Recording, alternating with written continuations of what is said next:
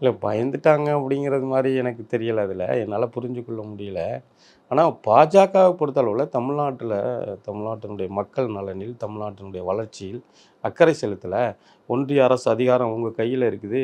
மாநில அரசுக்கு தேவையான நிதி ஒதுக்கீடாக இருந்தாலும் சரி, அடிப்படை கட்டமைப்பு வசதிகளுக்காக இருந்தாலும் சரி, ஒரு மாநில அரசு தேர்வு செய்யப்பட்டிருக்கிற ஒரு ஆட்சி நடந்து கொண்டிருக்குது ஜனநாயக ரீதியா. தேர்வு செய்யப்பட்ட மக்கள் பிரதிநிதிகள் இருக்கிறாங்க. அந்த அடிப்படையிலும் சரி, ஆளுநர் மூலமாக இன்னைக்கு பெரிய நெருக்கடியையும், மிகப்பெரிய தாக்குதலையும் அவங்க குடுக்குறாங்க. அரசினுடைய எல்லா உள்விவகாரங்கள்லையும் அவர்கள் நேரடியாக ஆளுநர் மூலமாக அவர்கள் தலையிடுறாங்க. ஒரு ஆட்சி, ஒரு வளர்ச்சி ஆட்சியின் மீது நடைபெறுகிற அனைத்து நிகழ்வுகள்லையும் அவங்க ஒரு முட்டுக்கட்டை, ஒரு தடை போடுகிற அளவிற்கான முயற்சிகளில் ஒன்றிய அரசினுடைய அதிகாரத்தை பயன்படுத்தி அவங்க செய்கிறாங்க.